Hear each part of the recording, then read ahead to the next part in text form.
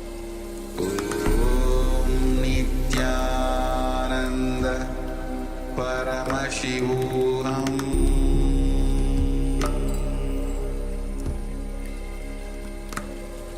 Om Nityananda Paramashivoham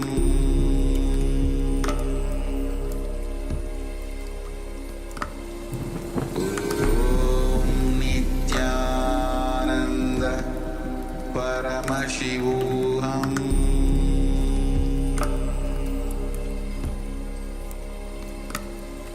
Om Nityananda Paramashivoham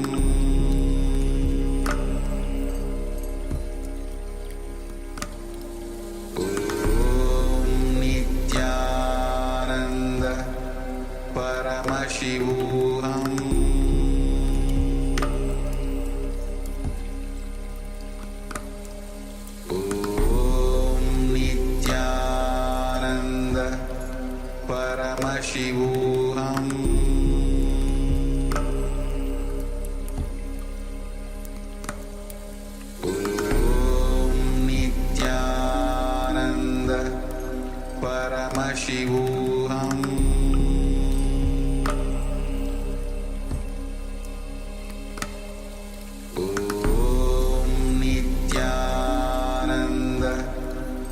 Paramashivoham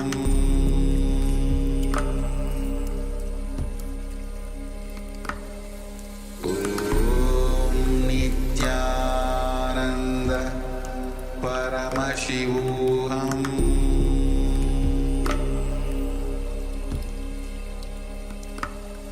Om Nityananda Paramashivoham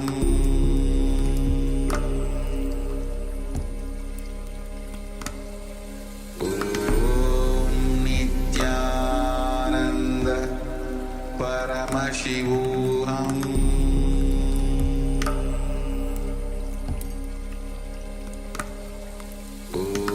Om Nityananda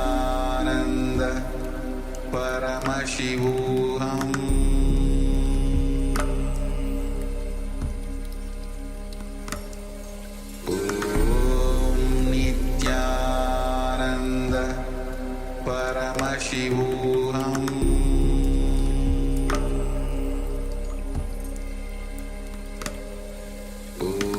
Om Nityananda Paramashivoham Paramashivoham Om Nityananda Paramashivoham Om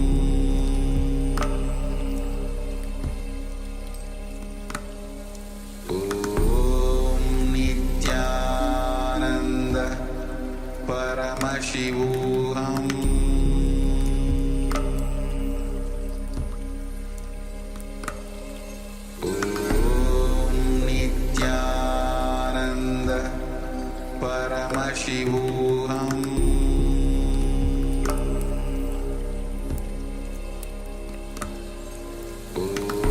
Om Nityananda Paramashivoham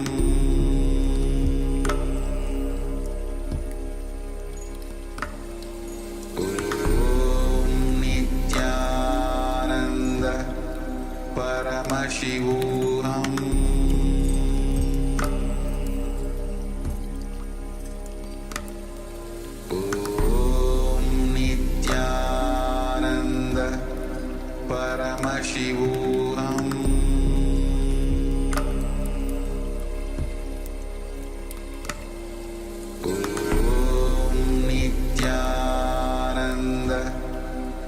Paramashivoham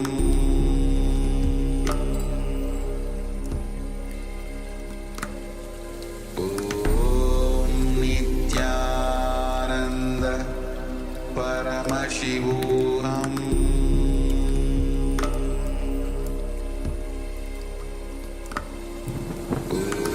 Om Nityananda Paramashivoham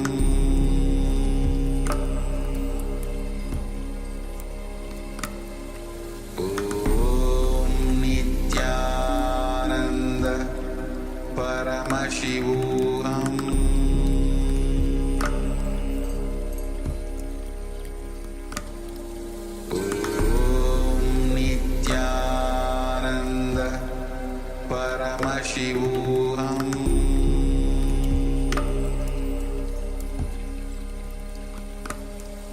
Om Nityananda Paramashivoham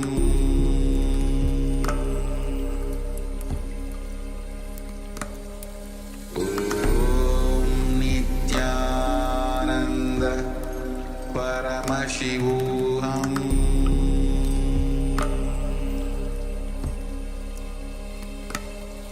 Om Nityananda Paramashivoham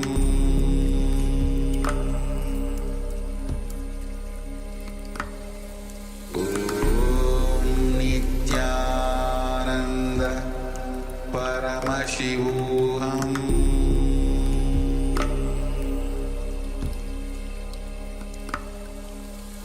Om Nityananda Paramashivoham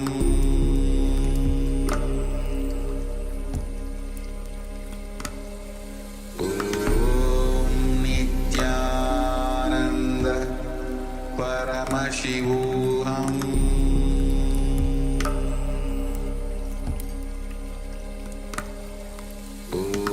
Om Nityananda Paramashivoham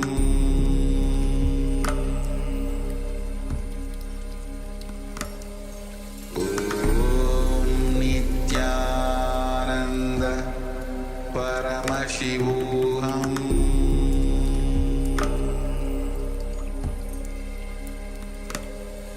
Om Nityananda Paramashivoham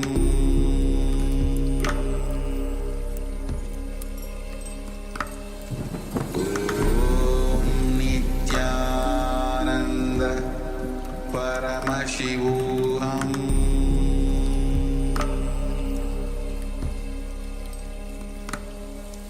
Om Nityananda Paramashivoham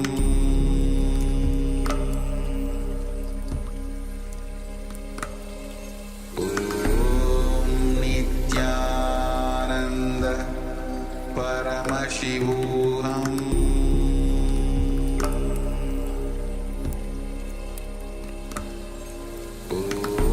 Om Nityananda Paramashivoham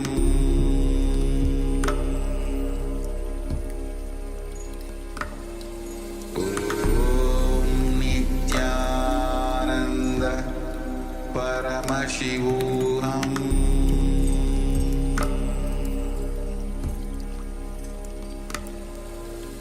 Om Nityananda Paramashivoham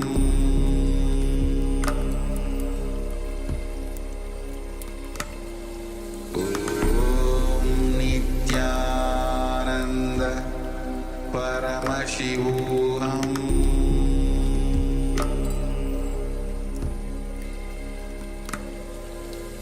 Om Nityananda Paramashivoham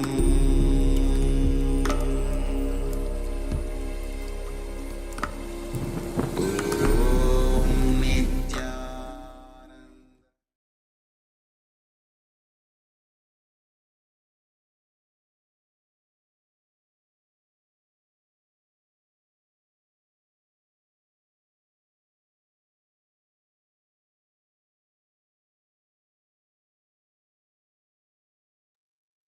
Yes. Please measure your object and let us know what is the change in the height of the object, size of the object that you measured. Yes. Now we're going to be entering into a simple meditation. Swamiji is going to be directly guiding us into this spiritual technique, this meditation technique.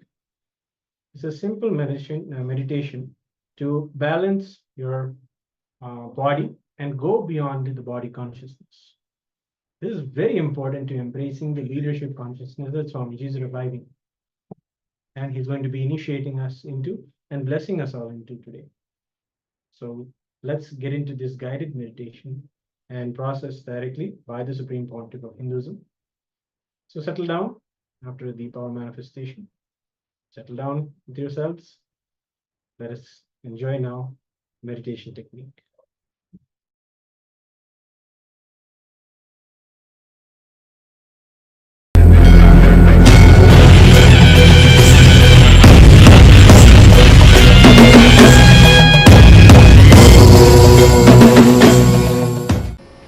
Let us work on the first layer. First layer is the physical body. Better you don't write anything. Tomorrow evening I'll give you the whole hints. You take the whole hints, that's enough. And of course, I tell you now, tomorrow evening I will not give. I tell you, that also now itself. It means don't take hints. Because if you go on taking the hints, you will be missing the subject. So think in your mind, tomorrow evening you will have the hints, be comfortable. And tomorrow evening we'll take care of your other things. I think actually I'll just print at least names of the 7 bodies, and I'll print it and give it to you by tomorrow evening. Don't worry about it. So don't go on working on the hints. Otherwise you will not be able to understand. I wanted every one of you to understand every step and come with me. You see, you understand, it's more like a holding the hands of the master and traveling. I wanted you to come with me. In ASP, if you miss one session also, no problem. The next session you can come. One chakra will be open, one will be closed, no problem. Anyway, you have the key. You can go to the house and try something and open the door. Here it is not like that, it's a layer by layer. You need to go. Even if you miss one layer, next layer you will not be able to penetrate. That's why if you miss one meditation, the next layer next meditation you will not be able to have the experience. I wanted you to come. And not only I want you to do the meditation, I want you to have the experience. You understand? Meditation should not be done like that, like a dull, dead ritual. Most of our cases, just because, oh, Swami says, let me do. It should be like more like an affair. You see, it should be more like a bubbling, vibrant. To meet your friend, to meet your girlfriend or boyfriend, nobody needs to tell you. Only they have to put hurdles, but you escape and run. But as far as the meditation concerned, you need so many inspiration. Why? In that you find some taste. In this you have not found the taste. But really when the glimpse is given, when the experience is given, you will see, you will be jumping for the meditation. So I wanted this to become a solid experience. Many times when I say meditation is such an ecstatic thing, joyful thing, people say, no, Swamiji, you say all these things. People are not able to even relate with me. They think that I am in some other world or I am from some other world. It's not truth. It can be experienced by anybody. That's what I say. Come totally with me. It will be a solid thing in your life. Not like a simple faith or belief. It should be more like a tangible seeing, vision. First we'll work on the physical body. We'll be having a technique. Of course, it's more or less like a Mahamantra, but little developed version.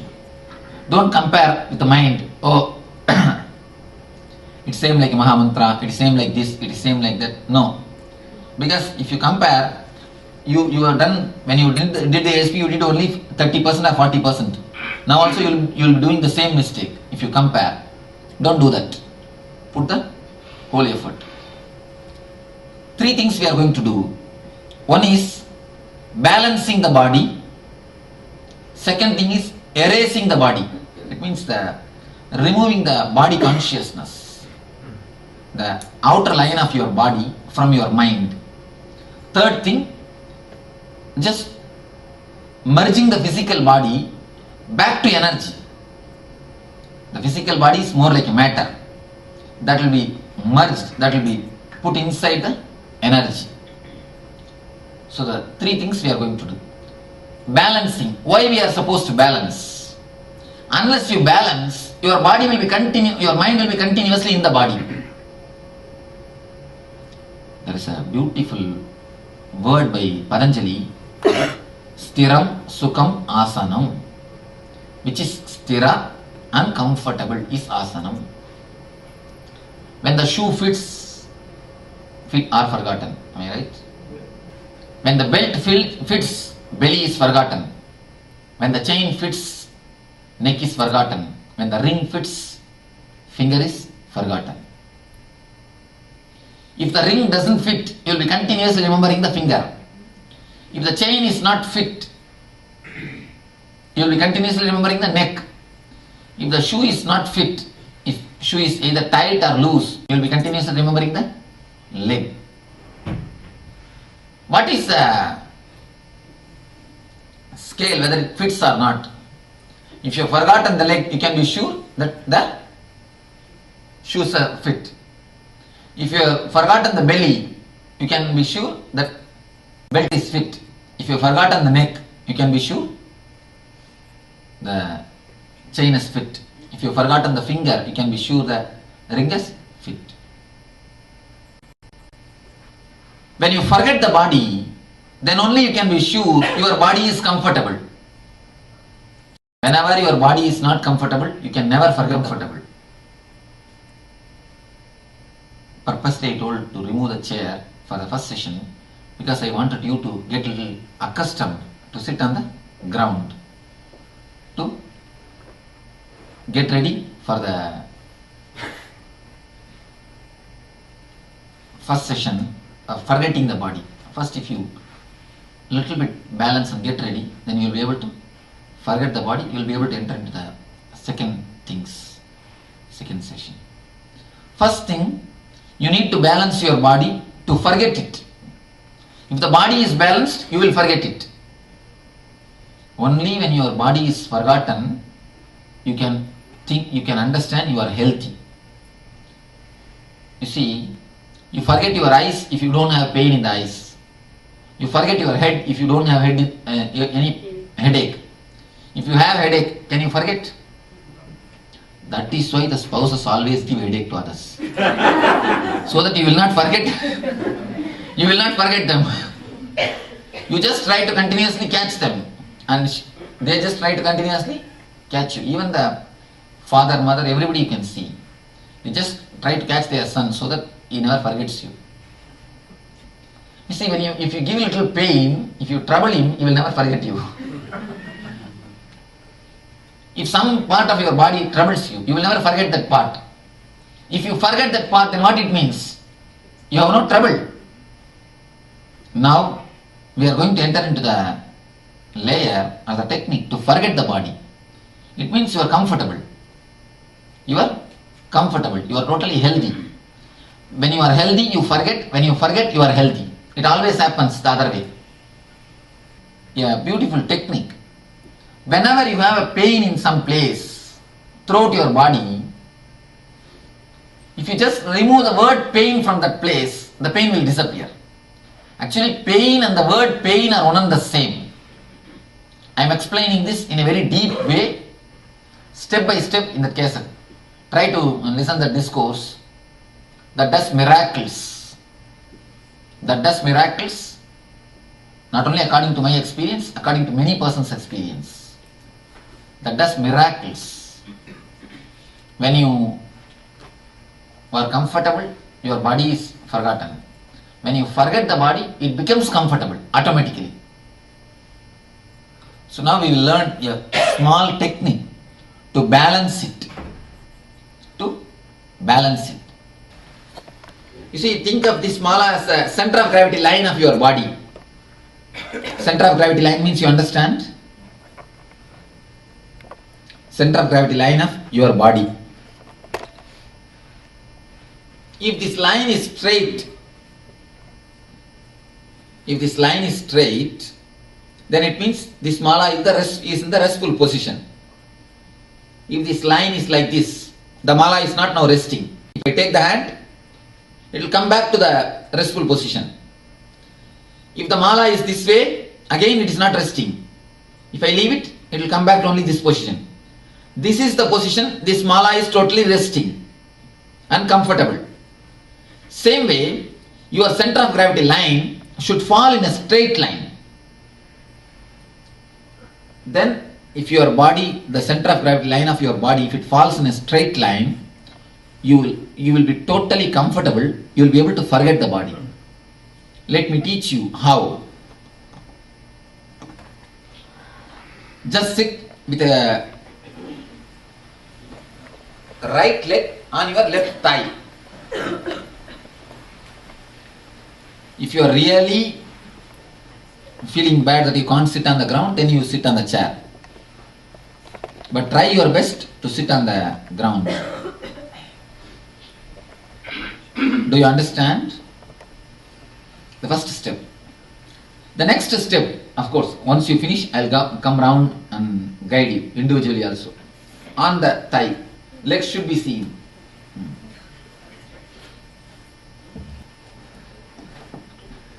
If your legs are really under your control, understand, if your legs are really under your control, you must be able to do the Padmasanam without touching the leg.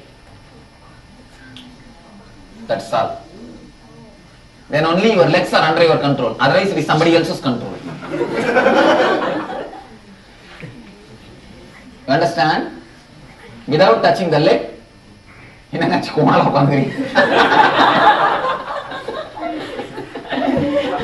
I think each one is sitting in their own way. If you really feel bad, get a chair, no problem. At least in the chair you start balancing. Huh? You start balancing, because you see, the one thing, it is not that whole day you need to sit like this in your house. No. Once you know you have balanced your body, whole day you will be comfortable. Automatically you will sit only in the balanced posture. Whether you sit in a sofa, or you sit in a car, or you sit in your house, you will be continuously balancing your body automatically. You see, your body has gotten its own inbuilt mechanism to balance itself till the age of 7. Once you have grown into this great society,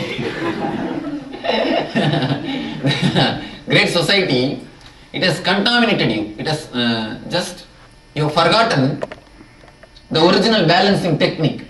Now I am just giving the original balancing technique to your body back. Once you learn it, it is not that you need to sit always like this. You don't even need to sit straight. Even if you sit in this way in ordinary days, your body will balance itself. Once it knows the technique, it's like when you start riding the cycle, you need to sit straight and hold properly and then pedal. Once you have mastered, the knack of balancing needs to be learnt. That's why I tell you, it's just 5 minutes, actually only 5 minutes it is going to take. So, sit with the right leg on the left thigh. First thing you understand, for one moment, put your whole body in front side. Let me finish and then you can do. Put your whole body in front side and feel the weight of the body. Naturally, you can feel the body is being pulled by the gravity, the gravitation force. Slowly, inch by inch, if you raise and make your body straight, at one point you will feel weightless. You see, when your body is like this, you will feel the weight, heaviness. Your body is being pulled by the ground. Step by step, very slowly. Then you will see the weight is becoming lesser and lesser, because the center of gravity line is becoming straight. At one point, you will feel totally you are weightless. You are totally weightless. That is the point, or that is the line, and that is the point in which the center of gravity line falls in a straight line. You understand the technique? Then again do it from the back side.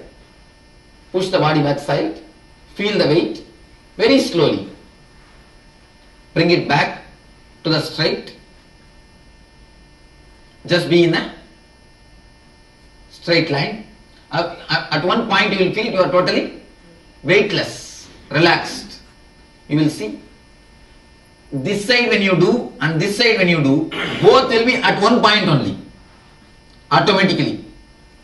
You see, if you are a little fat person with a belly, you will see little, it will be like this. And if you are a person very thin, it will be like this. Actually that is what, according to your weight, the center of gravity line changes. It will fall. At one point, people with a little big belly, even for them, even in this point, they will feel they are totally weightless. It's perfectly alright. Don't bother about whether you are sitting straight or bending, that you don't bother. Only one thing to be understood, your center of gravity line should be in one line. You need to feel the weightlessness. At which point you feel you don't have weight. At which point you feel your body is light. That is the point. Your center of gravity line falls in straight line. Any doubt? Yes. Can the thigh go up? No, thigh should not go up. It should be totally fixed. You see, the hip portion should be totally fixed. It should never be moved. That is totally fixed. Any doubt? Can we try? So we should use only one leg? Yes, one leg on the... Now sit, ma. Start balancing your body. Close your eyes. Yes, close your eyes. Or even without closing your eyes, you can balance. If you don't close your eyes and balance, I can guide you. Anybody who is not properly doing, I can guide them.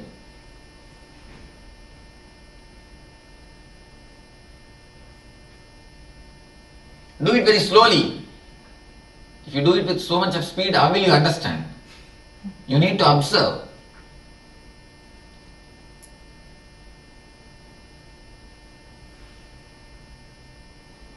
So this is the first thing you need to learn. Actually, you don't need to sit the same way in the house. But now the meditation you are going to do it in this posture. Once your body learns the language of comfort, it will teach your body the language of comfort, balancing itself. Once the body learns the language of comfort, whenever you sit, automatically you will sit only in this posture. If you observed me, you would have observed. Always, wherever I sit, whenever I sit, you will see that my body will be very straight. Only with the instruction I have to bend myself. But for you, whenever you sit, only it is bent. Only by instruction, you have to bring it up. So the taste of the comfort, if it is learned by the body, you will see the total attitude changes. The body's attitude will change, and it will make itself comfortable continuously wherever it goes. Now we will do the meditation. This is the meditation actually working on the body, making your body layer into energy. Actually,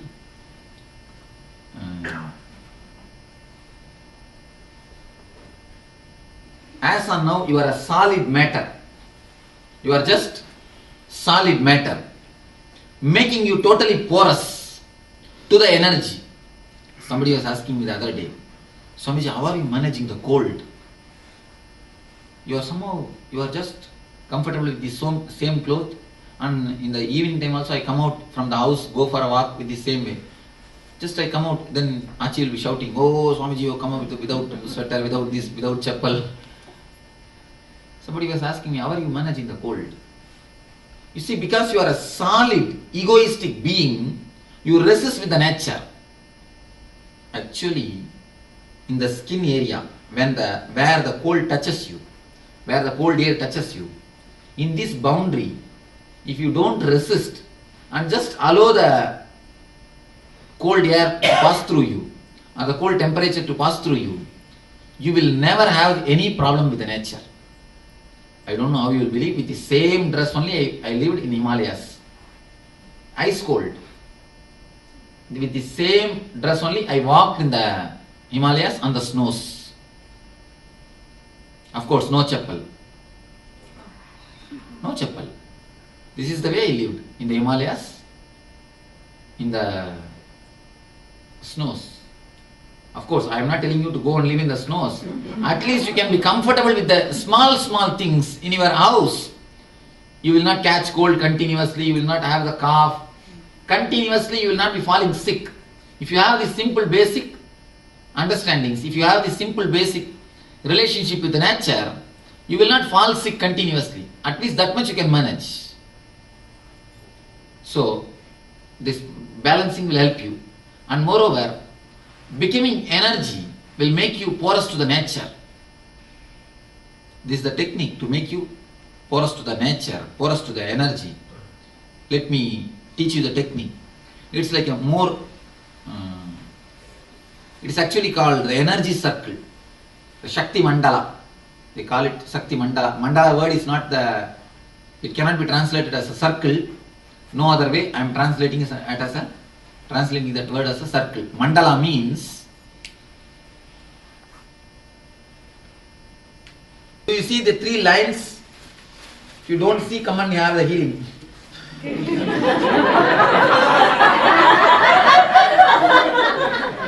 Do you see these 3 lines? These 3 lines are only called mandalas. Mandala means layer by layer.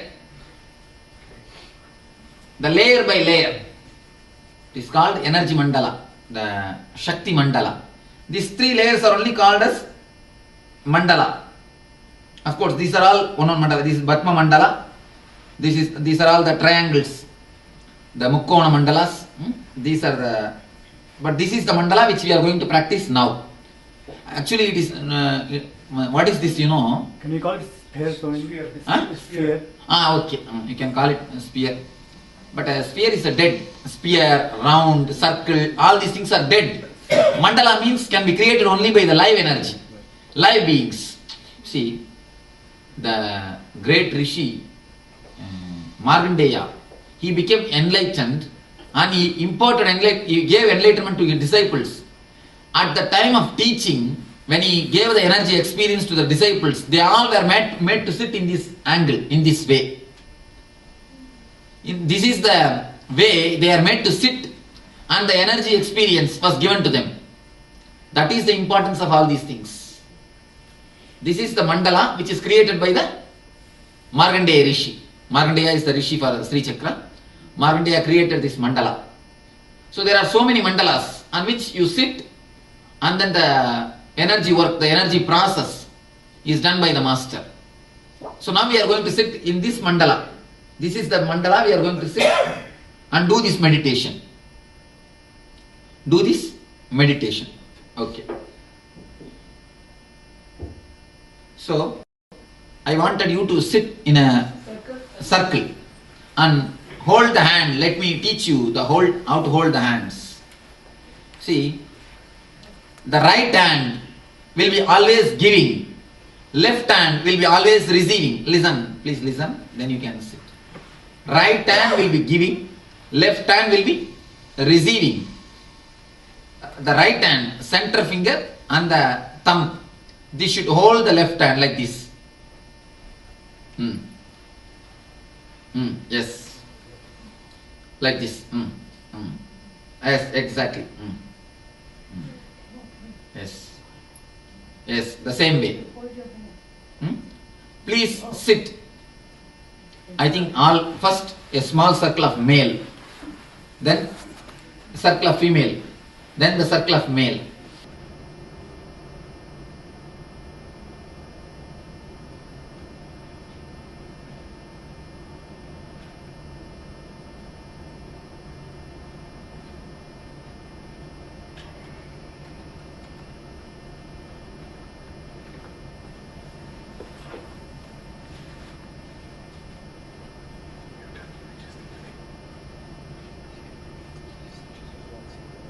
When you have balanced your body, now let us do the next step. In your mind, you have the outline of your body.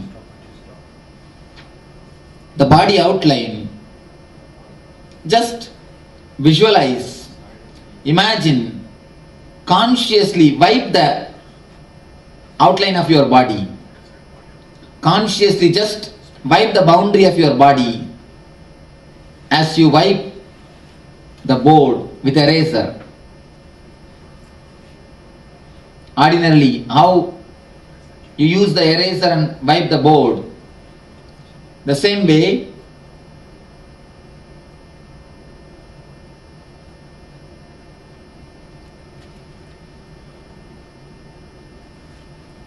erase the boundaries of your body consciously. With full consciousness, just erase the boundaries of your body.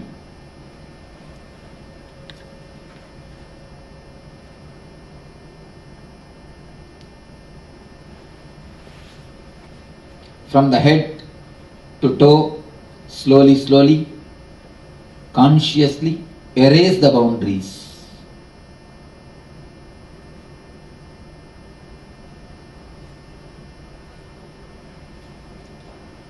Your form in your mind will be more like a line diagram in the board. In a blackboard, a chalk line. Your form will be just like that.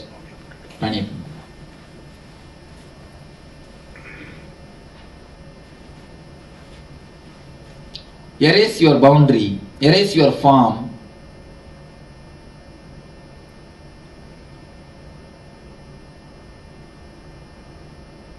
With the duster, with the eraser. Should we be holding hands? No.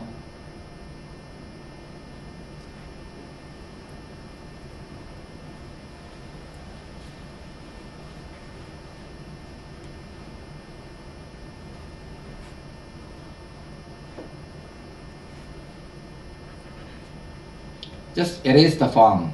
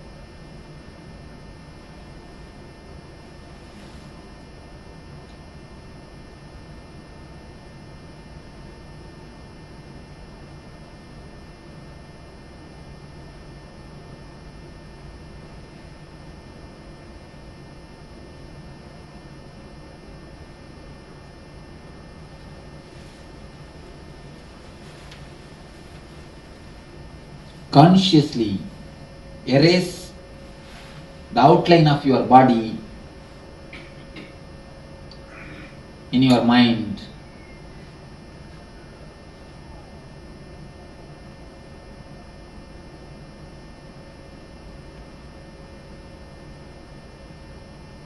Now hold the hands.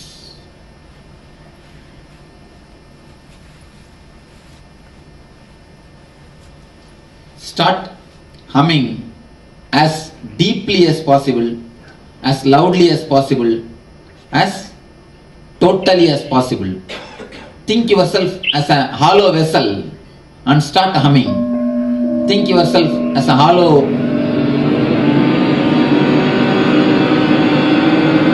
forget your body, forget your mind, just become a humming. As deeply as possible, as loudly as possible. Put your whole effort. If you cough, nothing wrong, let the cough come.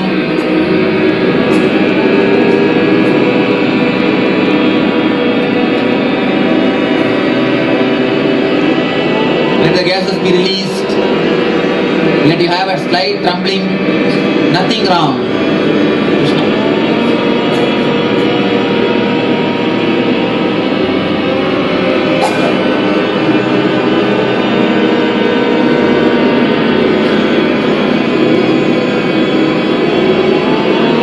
Continue as deeply as possible.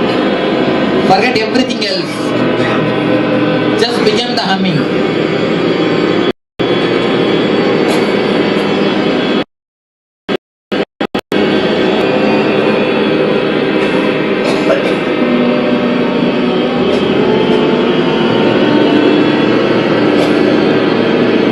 Just begin the humming.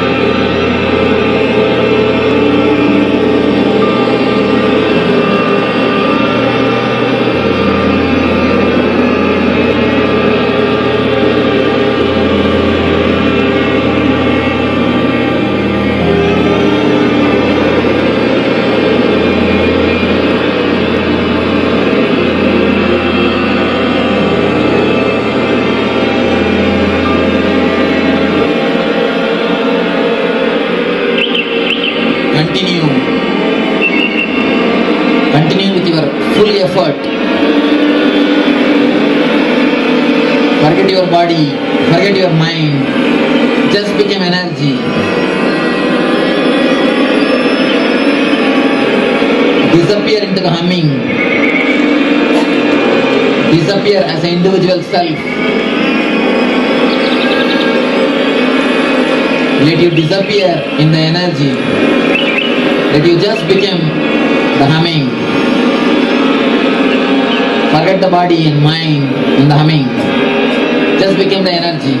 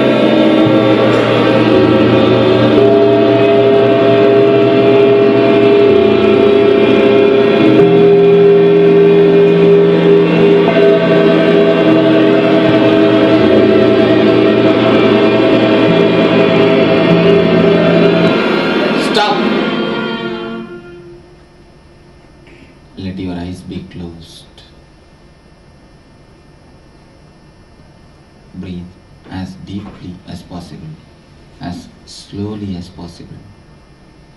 Watch your breath going in, coming out. Don't allow your mind to think.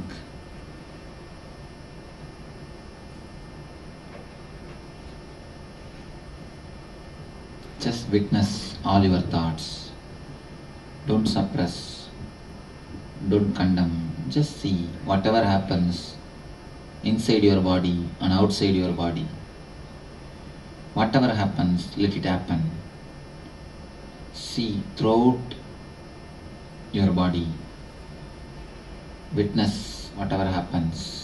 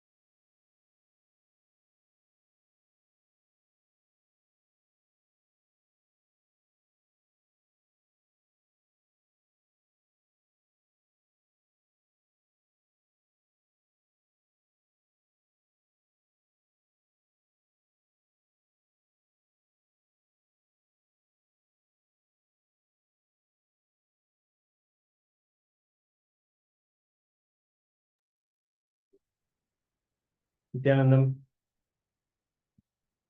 Thank you all for joining back.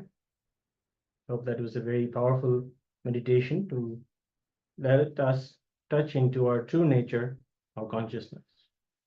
We're going to be going into a internalization exercise now. The leadership identity constraint. So let us look into the state of the leader versus status of the leader. We mostly run for the status of a leader, not realizing that the true qualification to be a leader is the state of the leader. The state of the leader means an inner space which is mature, evolved, making you express leadership in whatever you do in the outer world, irrespective of which role or status you're in. Leadership flowers in you when your core being, your innermost self, vibrates in responsibility. No matter where you are, which situation you are in, or what status you have in the outer world, does not matter. None of those outside identifications matter. The barrier imposed by your identity. What are the various barriers to leadership? So there is a barrier imposed by your identity, and this and a few things about that identity. That you are programmed, your weakness, your strengths, and everything that you consider as you is nothing but a result of your engrams, your past engraved memories. All your strengths, weaknesses are nothing but just mental patterns. Your cognition defines the way you look at any situation and your response to it. Based on your cognition, you adapt a few patterns as your strength and a few patterns as your weakness. It's just based off only your cognition.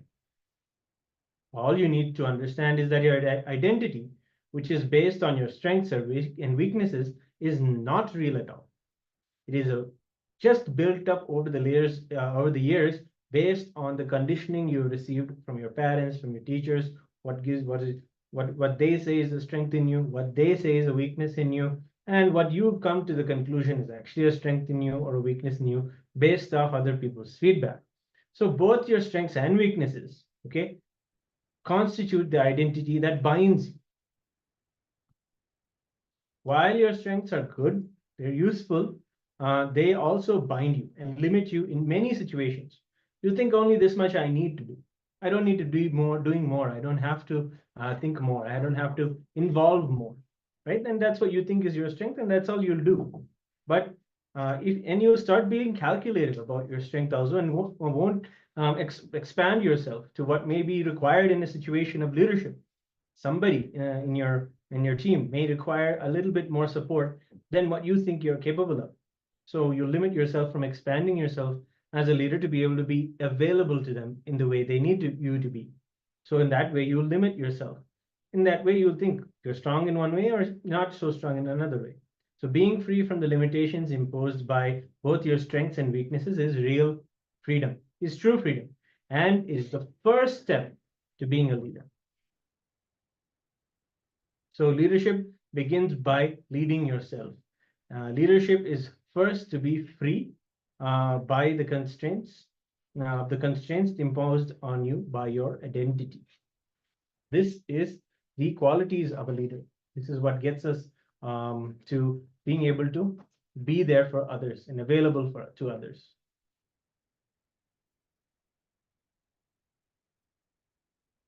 Yes. So we'll just give us a moment. We'll have a technical issue that we'll connect back with you in just a moment. Om Nityananda Paramashivoham. Om Nityananda Paramashivoham. Om Nityananda Paramashivoham. Om Nityananda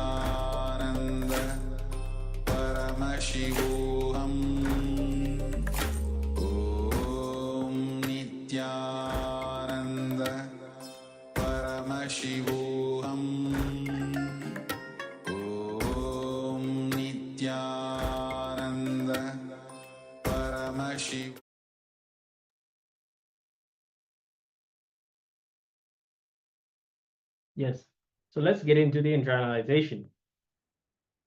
First, let us understand. All your strengths is because you are not deciding. All your suffering is because you're not deciding. You are a slave executing the decisions made in your past. It is the same.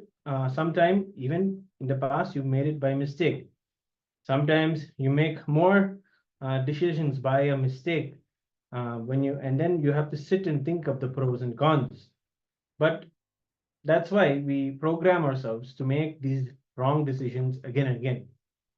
After that, we forget that we have a component inside of us which has the capacity to decide and go on executing the past decision. By the time we are executing 50% of the whole situation is suddenly different. But you are not sensitive for the present. You are just executing. So the first exercise is to write down all your strengths. For each strength, recollect in which situation of your life did you adapt this strength. You're not born with this strength. You adapted them as a response to manipulate or cover up some incident or a situation in your life where you failed to handle the situation. So, like sometimes this happens when it comes to our anger. We make a decision that this is how we are able to, with a little bit of anger or temper, get anything the way we want. So we express that, and we in that respond to a situation where we would express anger, and we manipulate or cover up the incident rather than attending to it in a way that will be helpful to you and others. So these, though you may think are strengths, are actually limiting you. So write down strengths that you identify as strengths and recollect the situation in your life where you first adopted it. It may not even be, you're not born with this anger or frustration. You would have seen someone being able to get away with it, or you would have seen someone being able to express a particular ego and then they get away with it. And then you pick it up as a strength in yourself. But this was just a way to manipulate or respond to a situation out of a desperation. It doesn't come from the right identity. So let's first recollect and write down all your strengths. Go ahead, take a paper and pen and start writing down.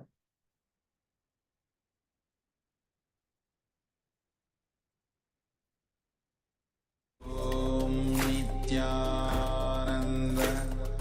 Paramashivoham. Om Nityananda Paramashivoham.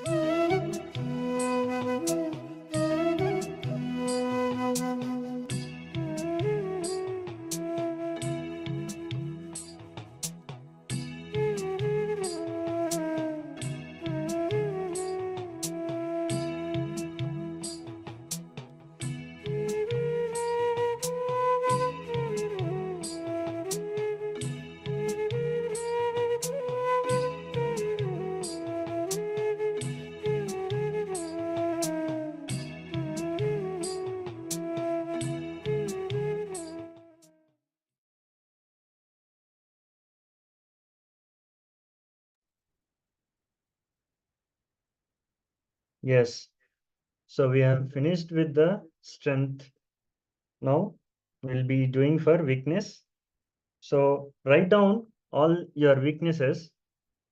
So for each weakness, recollect in your life what all the situations you consider as the weakness, as your weakness. And remember, we were not born with any weaknesses. It is a belief that it was your weakness when you went through some situation or incident in your life and you failed to handle the situation properly. So that you consider as a weakness. So write down all those weaknesses by recollecting from your life. Okay, let's do this.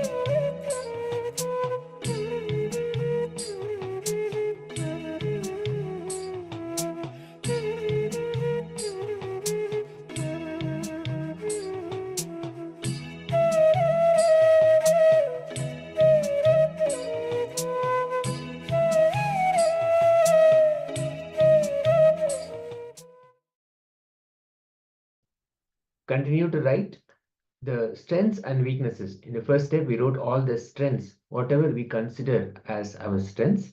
In the second step, we were writing all our weaknesses, whatever we feel or the weaknesses that we can recollect in our lives.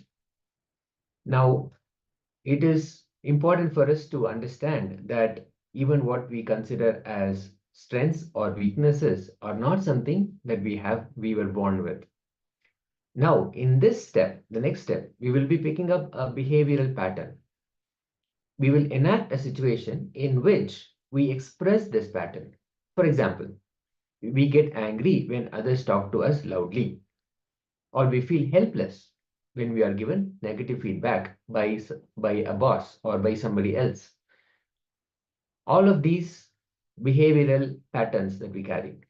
Now, let's pen down. Let's actually pick one behavioral pattern and see how this will relate. We'll come to the next step on how we will relate with this and reconcile with it and come to the completion. But first, let us analyze and identify one behavioral pattern. Let's start.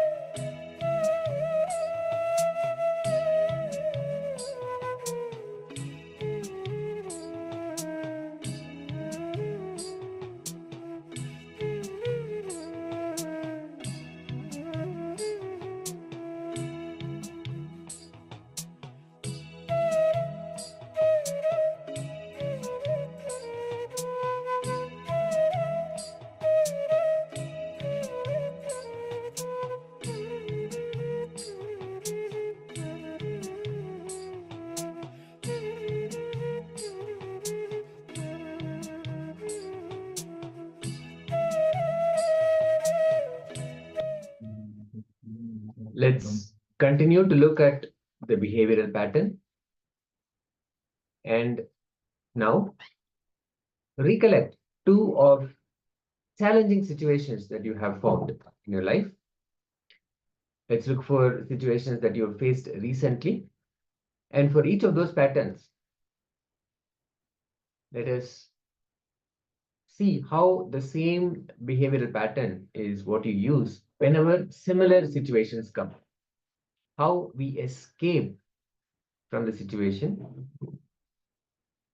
complete with each incident. Go through each incident intensely, identify the behavioral pattern, the pattern that we saw earlier, which you use to escape from that situation. The situation is something that we face very challenging and we are not able to handle it. So to escape from that situation, we use a typical behavioral pattern. For example, we just go quiet or we just leave the place, something in whatever way that each of us have that behavioral pattern. Let's analyze that. Let's write it down and complete with each incident.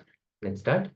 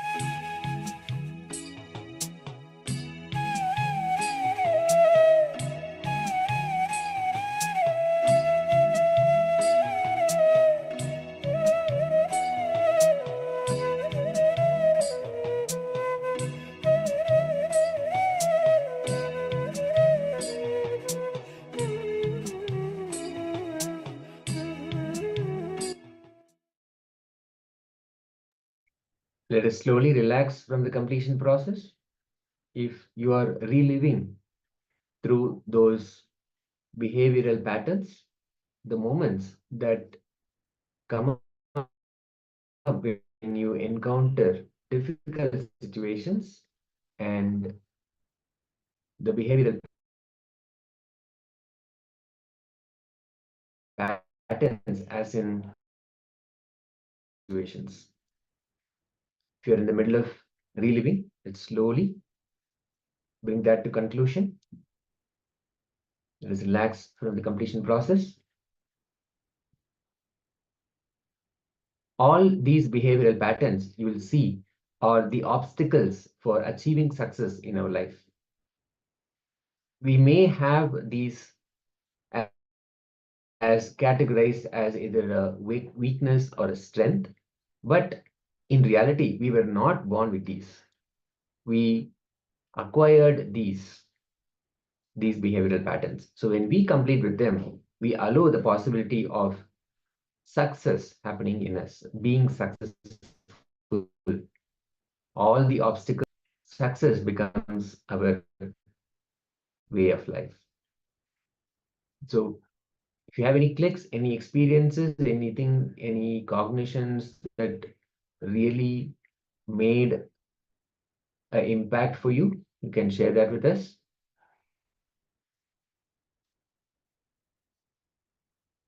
As we go through the completion process, so much of energy, so much of the Kundalini energy that is available for us gets released from being blocked. The incompletions do not allow the normal expression of our Kundalini Shakti. So when we go through completion, so much energy suddenly becomes available for us. So the best thing for us to do is to bring all that energy and focus on power manifestation. So let us now enter into the manifestation of Mahima, one of the powers of Paramashiva. In this exercise, in this manifestation, we'll be changing the size of an object. We'll be increasing the size. So choose an object and plus first weigh the object which is near you and record the weight of the object immediately. And we'll be entering into the space of oneness with Swamiji. We'll be chanting the Mahavakya. When we chant the Mahavakya, Om Nityananda Paramashivoham, we automatically get transported into the space of oneness with Swamiji. So be in a welcoming space, allowing Swamiji to be intensely present in your inner space, connecting with him, and choosing to be in oneness, deciding to be in oneness with Swamiji. From that powerful space of oneness, declare the change of size of the object. And at the end of the manifestation, we'll come back again and check the change in size of the object and we'll compare. So let's start.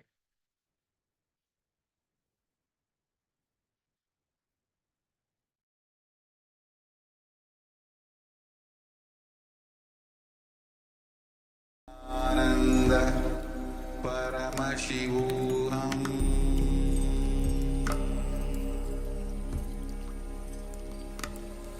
Om Nityananda Paramashivoham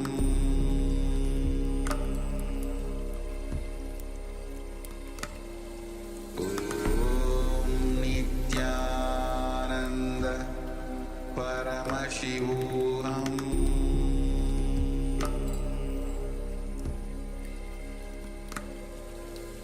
Om Nityananda Paramashivoham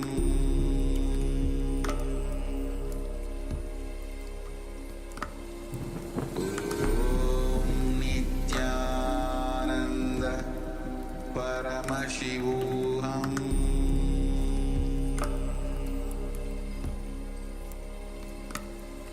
Om Nityananda Paramashivoham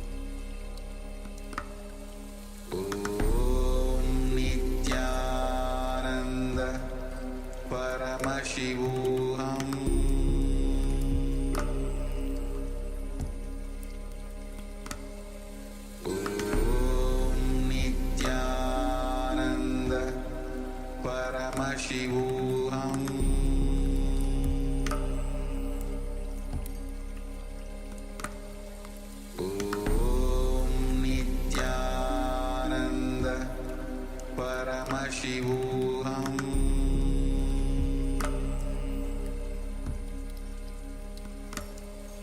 Om Nityananda Paramashivoham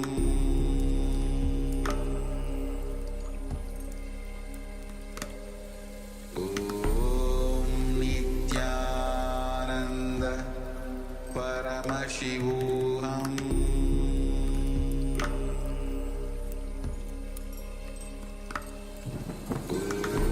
Om Nityananda Paramashivoham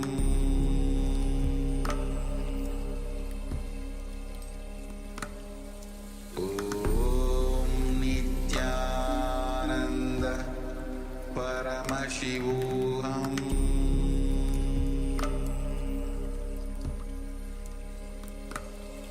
Om Nityananda Paramashivoham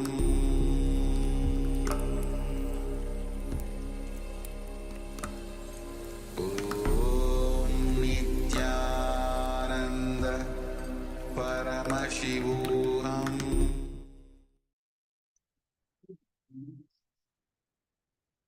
Let's slowly relax from the manifestation and let's see how the object has changed in size.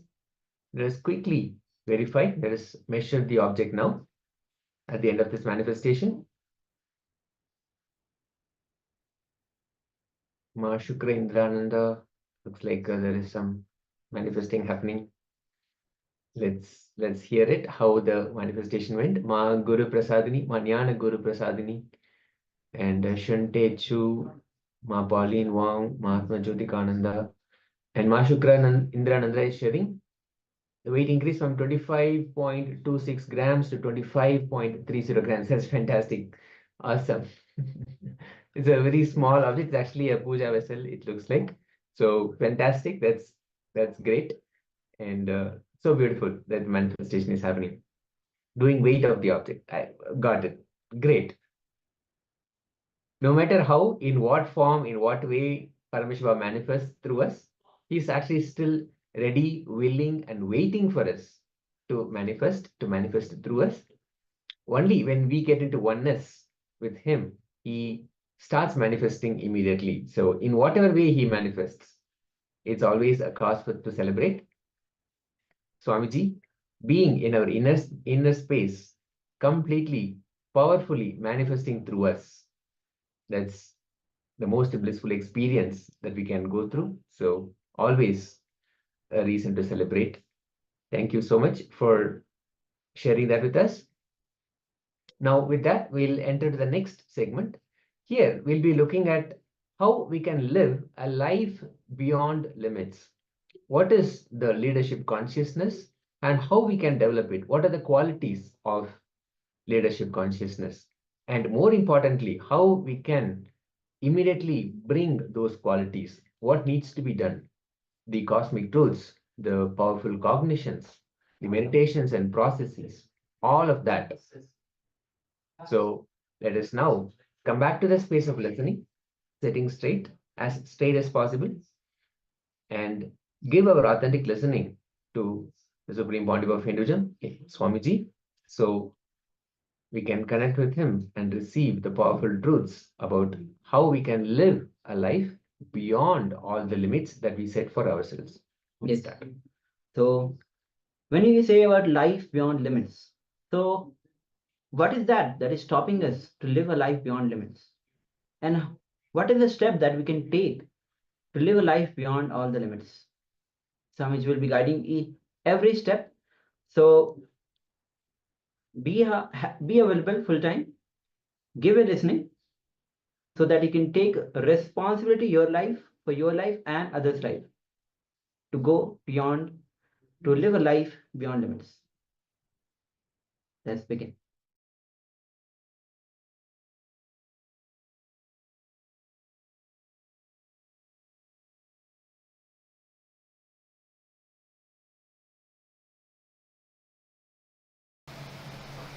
I always tell people,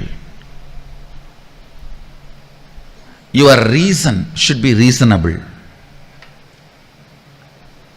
the reasons you find should be reasonable. It should be useful for you. It should be about future. Please understand. I'm giving you one example. Say, even if you feel like I am not interested in writing, I am not convinced why should I write, I am bored, all these things I heard again and again, and I am not interested in all these things. Some people even say, oh, I am not interested in all these doing what you say. Can you just directly do something and clear the mess I created for myself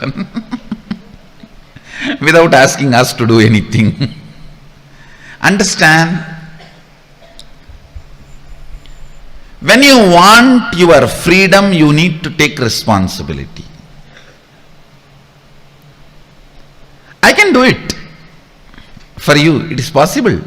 It's not that it's not possible, but you will never enjoy your life. You won't feel complete about who you are. It is not only you making the way you want your life, enjoying that you made it the way you want. I tell you, only if you make it, you will not take it for granted, you will not lose it again. If I make it for you, you may take this for granted, you may just lose it in 10 seconds or in 10 minutes.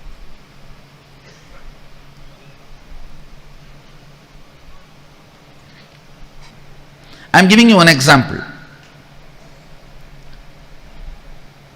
Somebody is suffering with depression. If you want him to get healed, the very diagnosis and the context with which diagnosis is done itself should be towards the goal of curing, healing, completion.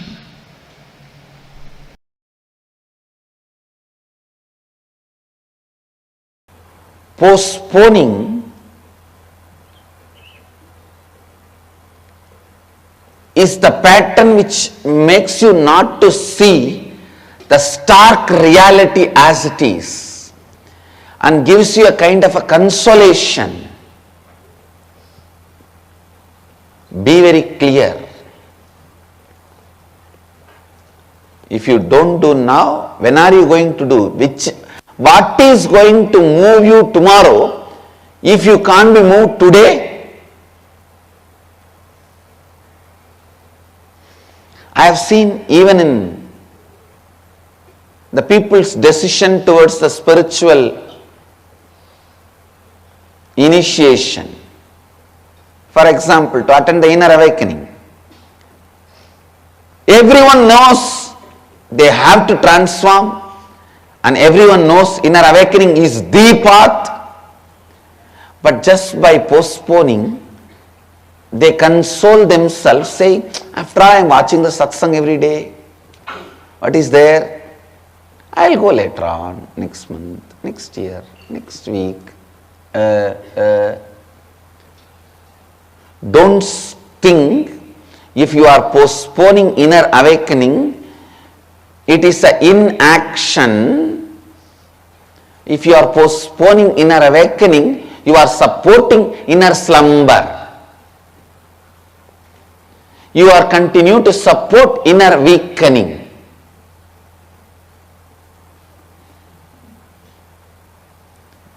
Don't think if you are postponing inner awakening, you are in some neutral place or inaction. No. You are continuing to entertain inner weakening. Either every day of your life makes inner awakening happen or inner weakening happen. If you live this science of completion, every day makes inner awakening happen or inner weakening happens by default.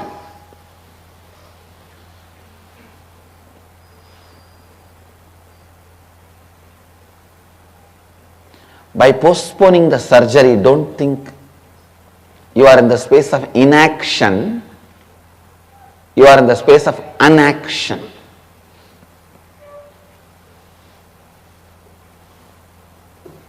There is a difference between inaction and unaction.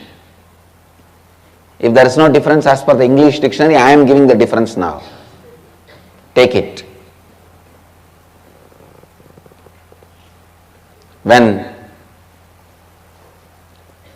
you need to decide whether to have surgery or not, and you are not deciding, is not inaction, it is unaction. Means you are deciding not to decide. So naturally, till you have the surgery, the disease is not going to keep quiet.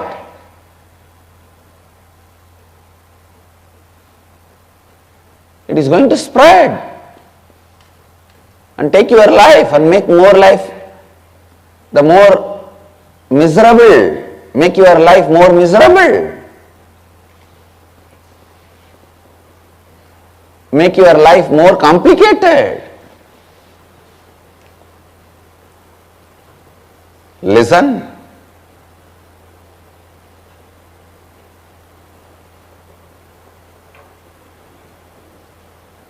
I tell you, same way your vasanas, before they make your life complicated.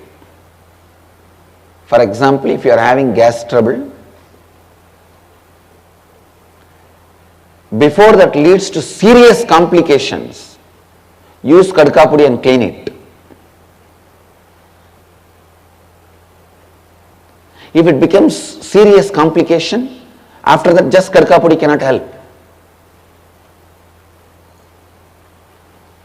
Before it can become a serious complication, use the solution. Listen, same way.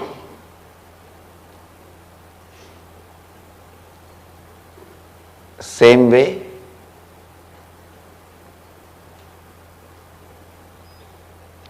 Before your vasanas complicate your life, create irreparable damages in your life and body and mind, do inner awakening and wake up. Complete. Inner awakening is like spiritual surgery. Go through it before your vasanas make serious complications. Listen. Listen. Postponing inner awakening is not inaction, it is non-action. It is unaction. When you postpone inner awakening, don't think your patterns and vasanas are just going to keep quiet. I read a one-liner. Wife says to the husband, "Hey, look at this computer, it is not listening to my command and working." The husband says, "Honey, it's a computer, not husband."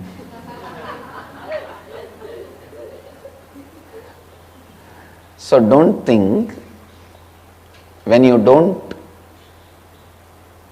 are postponing inner awakening, your patterns are just going to keep quiet. No. So they are going to continuously do their work. All the difficulty on the planet Earth is good people postpone what they want to do and bad people don't postpone, act immediately. Terrorists act immediately. Good people always postpone what they want to do. See, that's the worst thing for the planet Earth, for the world. If you see, always these good people postpone. I wanted to start a school, but I thought I'll do next year. I wanted to start a Bal Vidyalaya, but I'll do after 2 years. I wanted to go for inner awakening. Maybe I'll go in December cruise. Or till you go for December cruise, all your patterns are going to keep quiet. Is it a vacation or what? All your 9 holes are burning. You don't understand. Look at the stark reality.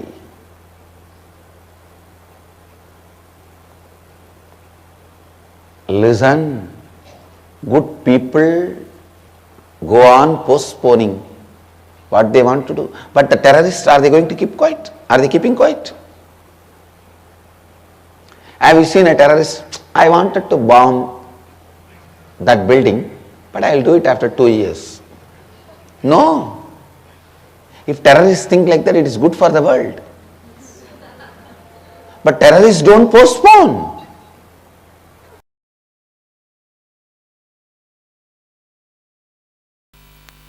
Next question, what are different types of karma? Listen. The thought pattern which you don't enjoy, which you already feel it is outdated and which is constantly suffocating you, shrinking you, is sanjita karma. And the thought pattern in which you feel you are stuck, but you are able to cause few things as your reality in your life, that is agamya karma. But because you want to cause 1 or 2 things in your life as reality, the thought pattern you accept brings untold, unimagined, unexpected bondages, side effects, after effects in your life. That is called agamya. Listen. Husband is a person who stands by you during all the troubles, tortures, sufferings, pains, which will not be there in your life if he is not there. That is the definition of agamya karma. You try to cause your reality in one dimension of your life, and you accept certain thought current, thought pattern into your lifestyle, which causes multiple other suffocations and bondages, unimagined, unexpected, untold, unbriefed.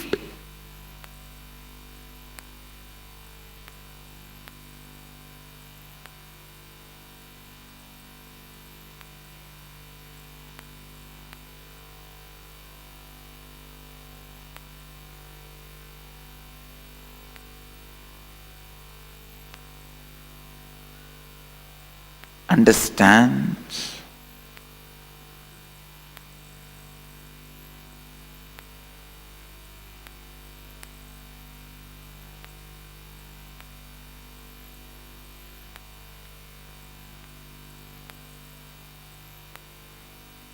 Just because you want to own a home, sometimes you get stuck in the home for next 40 years paying your bank home loan.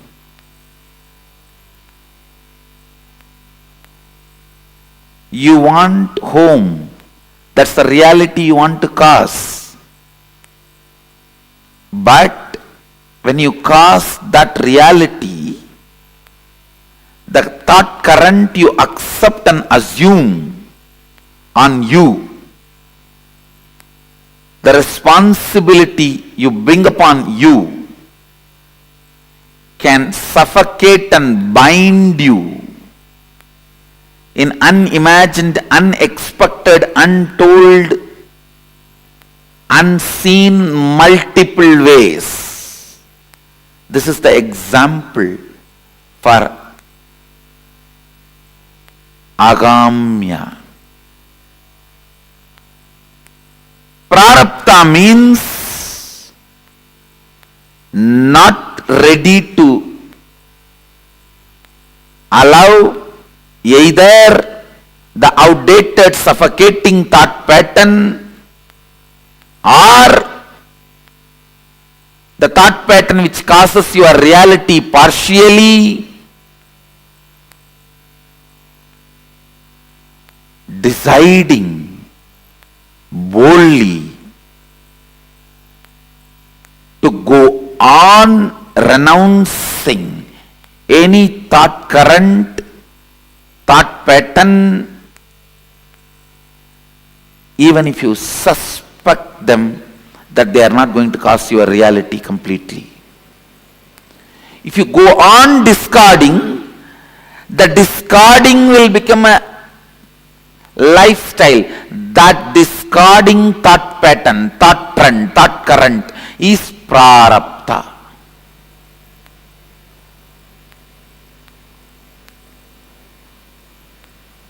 Means only exhausting. No more accumulation.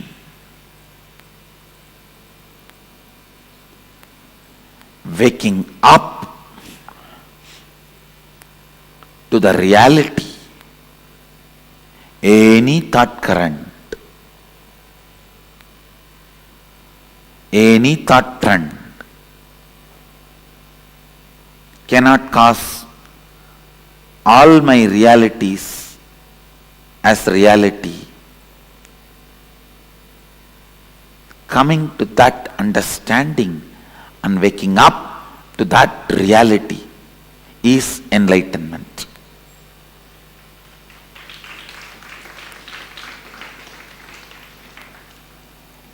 Not ready to be stuck in any thought current is the liberated thinking current. Not ready to revere, honor any thought current is liberated thinking current. Not ready to honor, revere any thought current is completion. Not ready to honor, accept, revere any thought current is perpetual completion. Not ready to accept any thought current as a lifestyle is perpetual completion.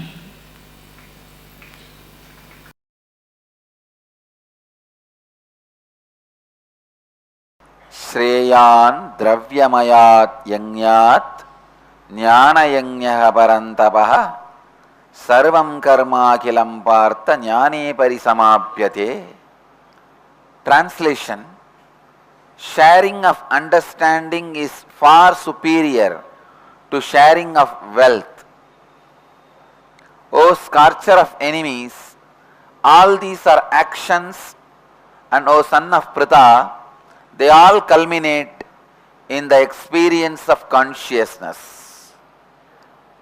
Bhagavan is describing all forms of sharing and importance of sharing.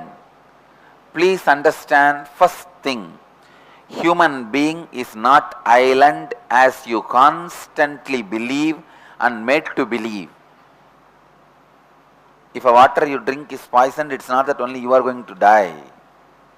If the air you breathe is poisoned, it's not that just only you are going to die.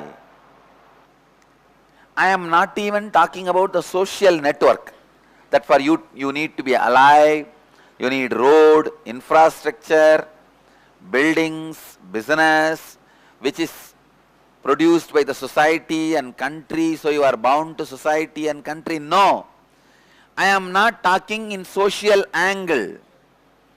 I am not talking in the level of society. I am talking even in the level of spirituality. You are not island. Delusion is believing you are island. Knowledge is believing you are connected to everything. Enlightenment is knowing you are everything. Ignorance is believing you are island. Knowledge means understanding. You are connected to everything. Enlightenment means realizing you are everything. It is so unfortunate. Constantly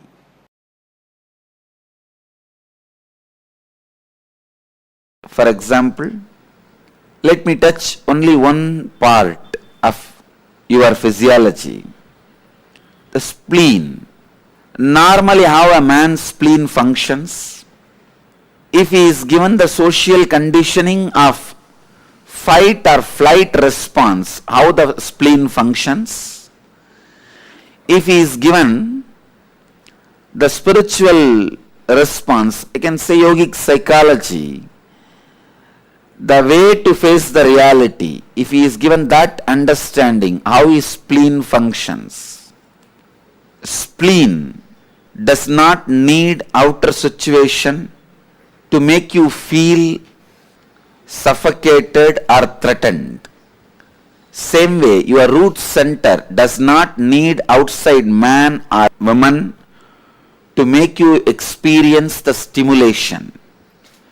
They are independent of external expression because the strength of your reproductive organs and the spleen is stronger than any other organ of your body, especially the organ through which you perceive the jnanendriyas like eye, ear, tongue, smell, touch. Your reproductive organ and spleen both are more powerful, stronger, have upper hand than your jnanendriyas. So, your jnanendriyas input means the physical input is not required for your spleen to make you feel threatened or your reproductive organ to make you feel excited or elated or triggered. You don't need external stimuli to experience some of the strongest experiences of your life. What a pathetic condition human beings are. Strongest experiences of his life is lust and fear. For both, he doesn't need to be dependent on the external world. It means external world is immaterial. Just your spleen and the reproductive organ can exploit your whole life and manage your whole life as it wants. Just the idea somebody can harass you is enough to make you take the decision of going in some other direction. In that direction again, the same idea, somebody else can harass you, can make you take the diversion in some other direction. So you are constantly taking diversion just with the idea that somebody can harass you without any input of real harassment from the external world, without any data which can concretely create fear or fight, flight, freeze response in your system. Just your spleen can manage to make you run around continuously, take diversion, take diversion, take diversion, take diversion.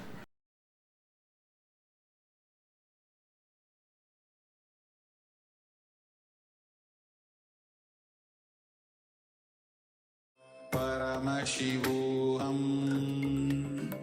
Om Nityananda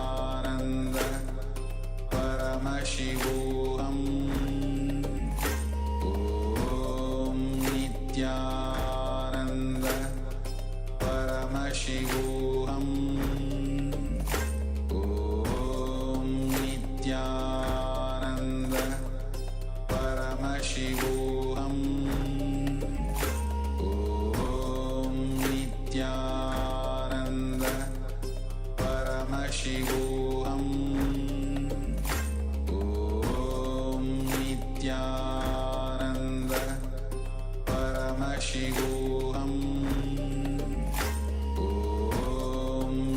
Nityanand परमशिवोऽहम् ॐ नित्यानन्द परमशिवोऽहम् ॐ नित्यानन्द परमशिवोऽहम् ॐ नित्यानन्द परमशिवोऽहम् ॐ नित्यानन्द परमशिवोऽहम् ॐ नित्यानन्द परमशिवोऽहम् ॐ Nityanand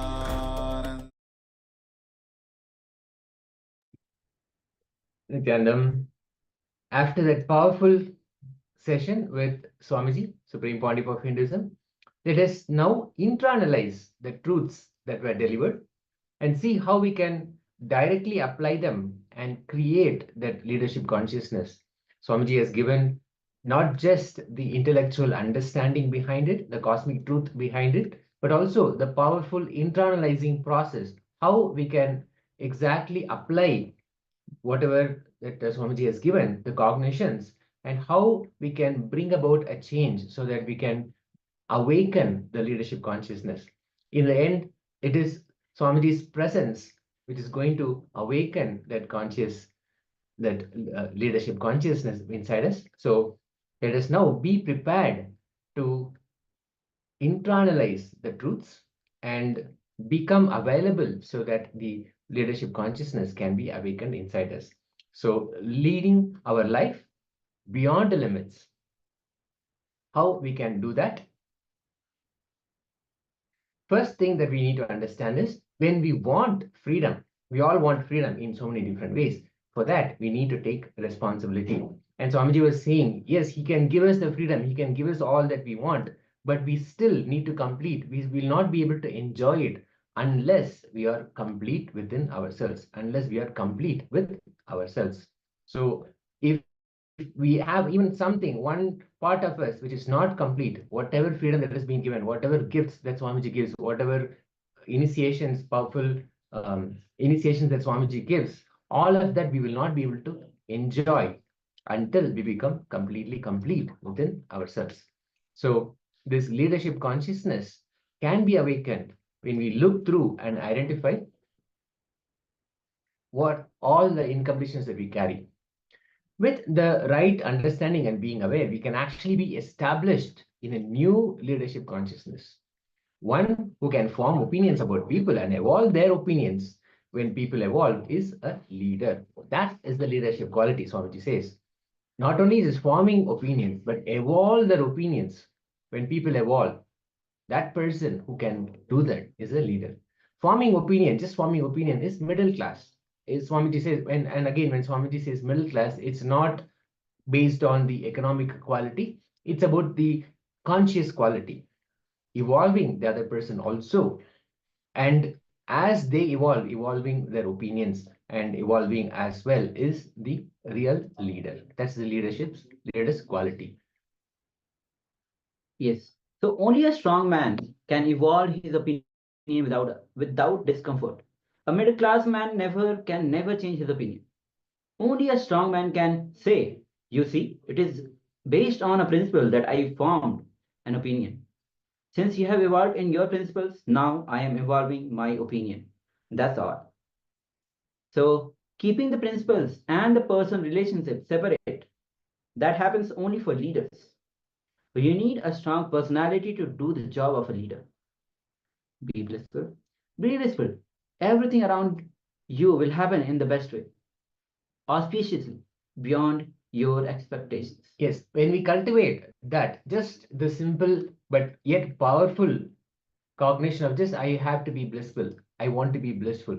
That blissful space around us will build a beautiful leadership consciousness around us. So now let's look at the root pattern. Root pattern means the deep identity you carry about you and others. Please understand, don't think you carry only an identity about you. You also carry an identity of the world inside you. Look at the world only through that. That is what Swami says is a root pattern. The identity through which you see you and the world. That is the root pattern. So through these root patterns, if you see the world, it is called agamya, means the default future. And continuously seeing the world through the concept of impossibility, which is not possible, continuously seeing the world through the root pattern, through your root pattern is the default future. In Sanskrit, this is called as agamya. The root pattern with which we carry about ourselves, with that, if we continue to live, what we will create is just the default future. It will just run its own course, just as it is running without any deviation, without any growth, without any expansion. This is what is called agami karma, living our lives based on agami karma. And this way of living will always be destructive. Swamiji says, if we complete with all the root patterns and create a new space of completion and live completing all our incompletions, that is living our prarabdha. Prarabdha is the original purpose for which that we were born, and we took this life and created all the settings, all the surroundings around us. All of this was created for a purpose, and that purpose will be fulfilled. That purpose will be lived completely only when we complete with all the incompletions. If we decide to take our life in our hands and rewrite our future, that is Ishwaratva, being a leader, meaning we can really take control, take charge of our life and rewrite our future, create the future as we want it, manifesting of everything that we want.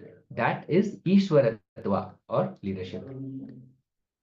So being a leader means rewriting a future. Only when you take the leadership, you rewrite your future.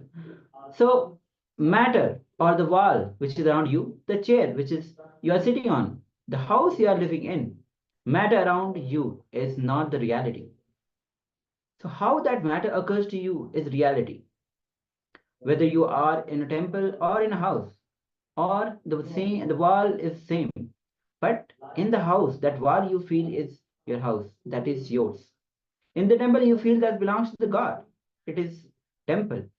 Matter may be same, but how it occurs to you is the reality. So if matter occurs to you causing pain and suffering, then you are in hell. So if the matter occurs to you causing joy, completion, fulfillment, then you are in heaven. And the good news is, whatever way the matter occurs to you can be transformed.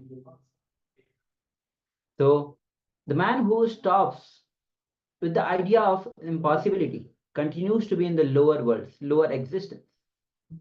Man who go on making impossibilities into possibilities, achieving Ishwaratva,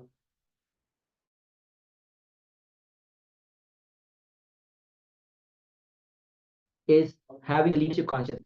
It is a science of initiating you into the possibility, that is Kalpataru. So when you go on making impossibilities into possibilities, achieving leadership consciousness, you get initiated into Kalpataru itself. So again and again, the Paramashivoham itself starts with Kalpataru, means initiating you into the possibilities, making possibilities into possibilities. And Swamiji says very clearly again and again, unless we take responsibility, nothing in our lives will be solved. When we take responsibility, everything will start happening as exactly that we want. We will create the reality of our choice. And it all starts with us taking the responsibility. That is the beginning of the whole paradigm shift and creating the future and awakening the consciousness within us. It is the responsibility which makes you experience you are a being. Only responsibility makes you experience you are a possibility. So responsibility makes you experience everything you want in your life. Responsibility makes you experience the choice of your reality. So Swamiji again and again telling about the responsibility. It brings Ishwaratva, leadership quality in you. It makes you experience what you want, the choice of your reality. That itself is Kalpataru, initiating into the leadership consciousness, initiating into the possibility. Anything that comes across you, any impossibilities, you make into possibility. So responsibility only can make you experience the choice of reality. Through responsibility, you experience the highest possibility and the highest reality. Yes. Instead of being stuck with our fixed patterns, which give us a limited ability to respond to situations in our lives, we can be creative and spontaneous and acquire the ability to lead in any situation, anywhere. We are going to go through a very unique process now, given by Swamiji. In this powerful process, we'll be internalizing. First, what we'll do is we'll be writing down and sharing, according to us, what is absolutely mandatory for a leader and what is needed to express leadership effectively. All the things that we consider, all the qualities, all the requirements, what is mandatory to be a leader, what is mandatory to express leadership effectively. Write down all those qualities. And then the second step, after we have written down all the qualities of a leader, we will now see impossibilities that are stopping us from manifesting those qualities. For example, when we are writing, one of the leadership qualities, one of the mandatory qualities to be a leader is effective and spontaneous decision making. And now see what impossibilities are stopping us from becoming that, taking spontaneous decisions. What is stopping us? Pen down all those impossibilities. We may be thinking, I don't have that ability, or I've never had that experience to make spontaneous decisions. We may be thinking a lot of these things. We may be carrying a lot of these impossibilities. Write them all down. And in the final step, we will declare with the powerful presence of Swamiji to manifest these qualities, the qualities of a leader from now on, and start expressing them in our lives. So let us start this very powerful exercise. We'll start with penning down all the qualities that we associate with a leader and we associate with effective leadership. Let's start.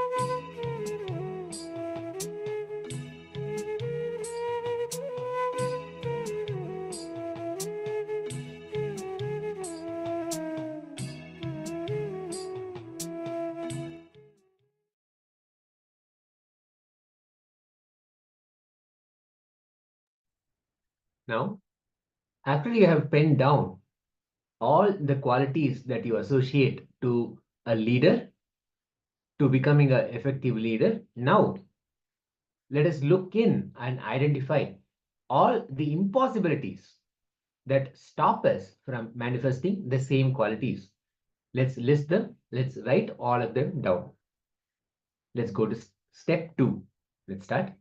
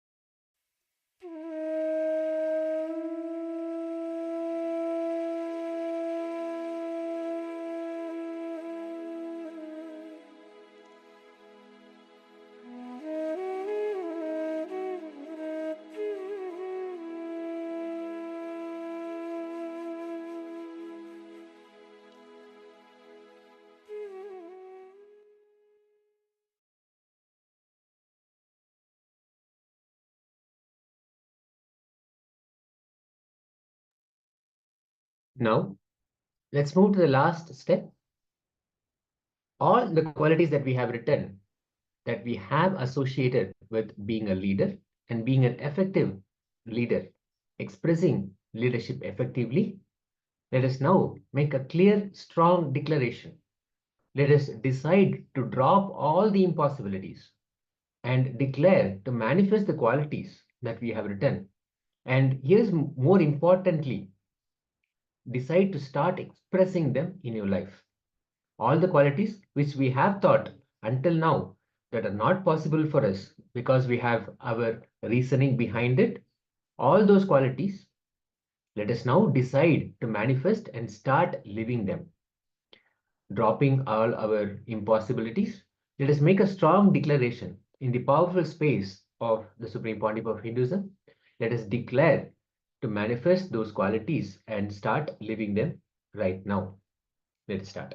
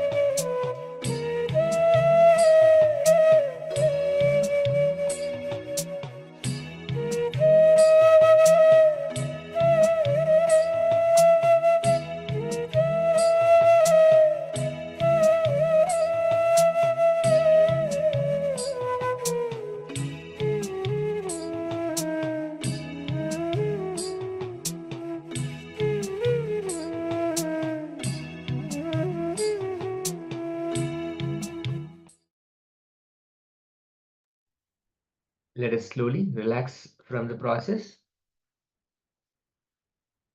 A powerful process to awaken our leadership consciousness with the intense presence and compassionate blessings of the Supreme Pontiff of Hinduism. Swamiji, may all our declarations of how we will manifest being a leader and all the leadership qualities, all the qualities of becoming an effective leader, let us all manifest and let us all awaken the leadership consciousness inside us with the profound presence of the Supreme Pontiff of Hinduism. So with that, we'll now be entering into a powerful Kriya process. A Kriya for memory loss, to address care for memory loss. As we have mentioned before, Swamiji has formulated multiple Kriyas. Kriyas are carefully formulated individual steps involving asanas, postures, kumbhakas or breath retention, or bandhas, a lock in our breathing passage. So clearly defined process that is towards removing all the obstacles in our energy flow in the body. We all have 70,000, more than 70,000 meridians or nadis, which carry energy throughout the body. From all the Kundalini energy is carried through all over the body. And this, in fact, is what keeps us alive and going and all the organs functioning. Now, any part of this, when it gets disrupted, it immediately results in a disease or a disorder. Now, what this Kriya will do is it will realign, restore the flow, so all the organs can come back into their original state and active state. So our health, whether it is physical or mental or psychological, health becomes restored and powerful again. Yes. So not only with the your health will become restored, as today we are going through the leadership consciousness. This Kriya, when you get healthy, it helps you, and this Kriya is actually on the cure for the memory loss. So it brings you the leadership consciousness as well. As you become healthy, as the memory, you don't, if you look around the world, those leaders have the strong memory power. So having a strong memory power gives a leadership consciousness. Not only memory power, when you have the strong memory, you are able to take leadership, you are able to take responsibility. So those who have joined new in the Zoom, today we are going through the leadership consciousness, how to awaken the leadership consciousness in you. So without any ado, let's perform this Kriya. Also, I request all the participants to find a place where you can, without disturbance, you can perform this Kriya. So without any ado, let's begin this Kriya. Think this Kriya helps people to receive teleported objects or materialize. I designed this Kriya mainly only for curing memory loss, means curing all memory related problems, issues. But after doing R&D with it Kriya, I realized that part of the brain is also getting awakened. You see, your memory and part of the brain which is related to receiving teleported objects, both are one and the same. Telepathy and teleportation, both parts are one and the same. So I see people getting awakened to that power also.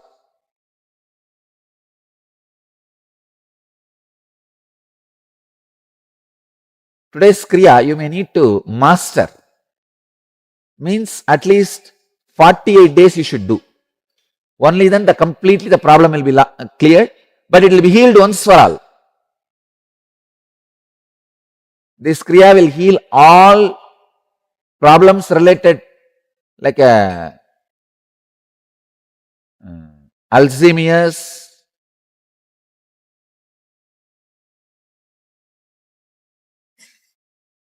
the problems related to memory loss.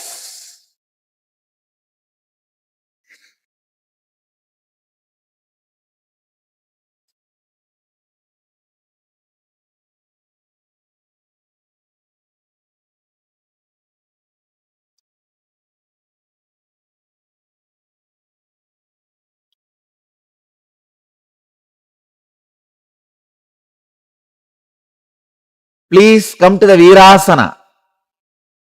Virasana is from Garanda Samhita Upadesha 2, verse 17. Place one foot on the other thigh and fold the other foot backwards. This is termed as Virasana. Sit in this posture and inhale and exhale in a relaxed way for a few seconds. Let your body settle with that muscle tension.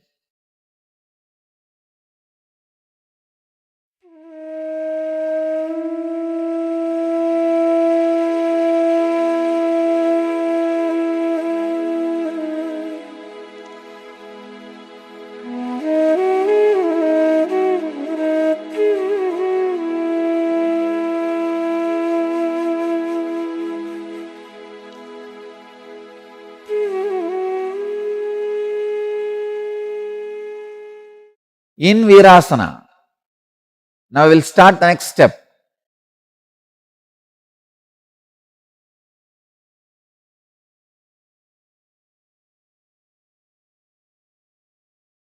Nada Kumbhaka. Chant the Homkara when you inhale deeply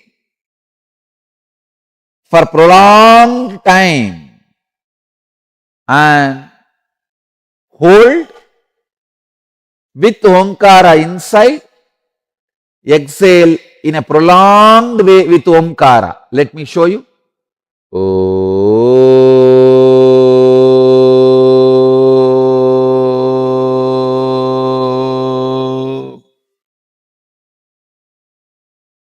Inside also when you hold.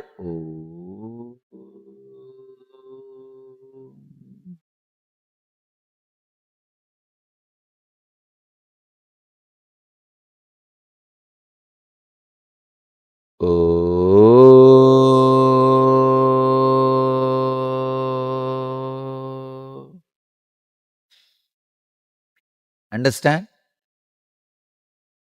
When you inhale with a prolonged way, through nose and mouth, both inhaling. When you hold inside, hold with Omkara. Then when you exhale, exhale with Omkara. Do this 21 times. Hold as long as you can, judicially, based on your health.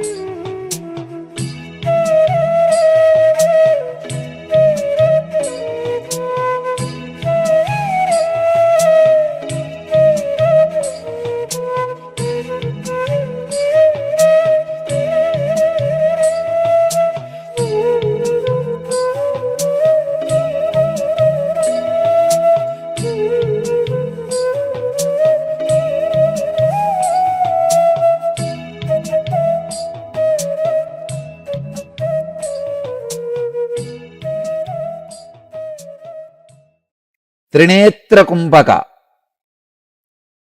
Let me describe. It is Kumbhaka Patati, 192nd verse. Inhale first through through left. Then again inhale through right. Then again inhale through both and hold. Hold judiciously as much as you can. Then slowly exhale through both nostrils. Do this 21 times.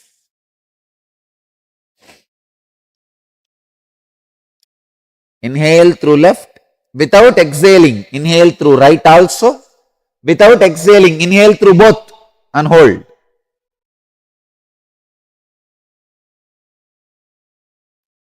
Hold judicially as long as you can, and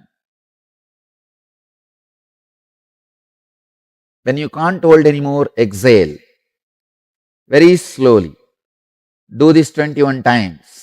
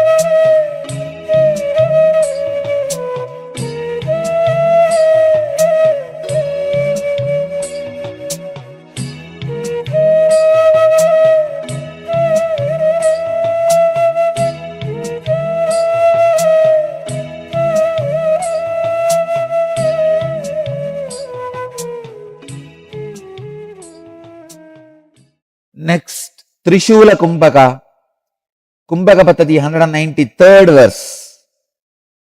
Inhale through the nostrils and also through the mouth. Simultaneously, hold the breath judiciously as long as you can. Now exhale and relax when you can't hold anymore. Do this 21 times. Let me show you.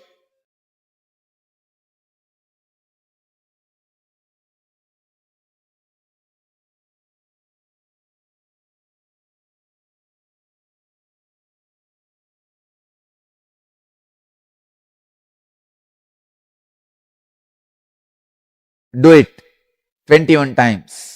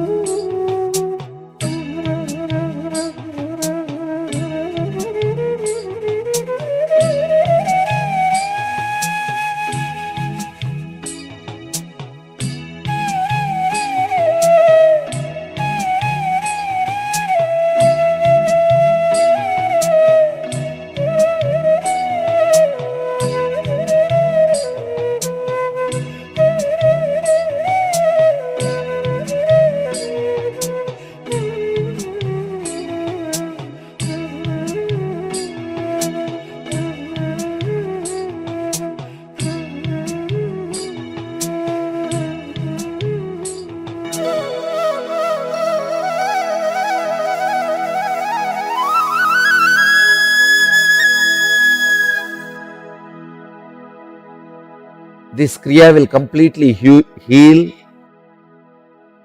and cure all the problems related to memory loss. And if you do this regularly, your memory will be enhanced.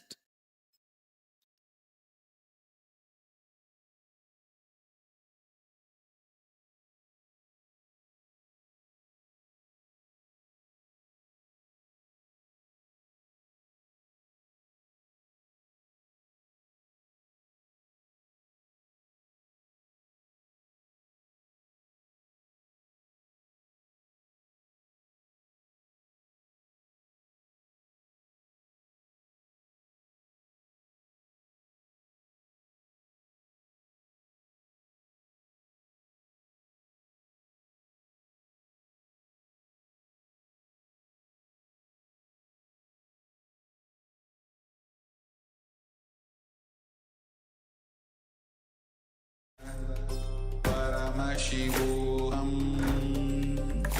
Om Nityananda Paramashivoham Om Nityananda Paramashivoham Om Nityananda Paramashivoham Nityananda Paramashivoham Om Nityananda Paramashivoham Om Nityananda Paramashivoham Om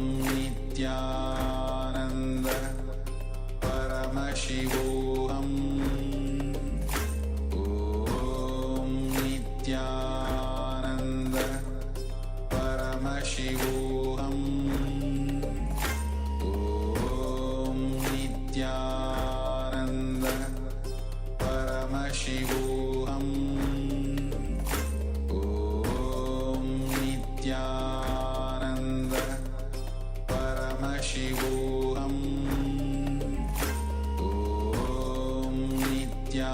Nityananda Paramashivoham Om Nityananda Paramashivoham Om Nityananda Paramashivoham Om Nityananda Paramashivoham Om Nityananda Paramashivoham Om Nityananda Paramashivoham Om Nityananda Paramashivoham Om Nityananda Paramashivoham Om Nityananda Paramashivoham Om Nityananda Paramashivoham Om Nityananda Paramashivoham Om Nityananda Paramashivoham Om Nityananda Paramashivoham Om Nityananda Paramashivoham Om Nityananda Paramashivoham Om Nityananda Paramashivoham Om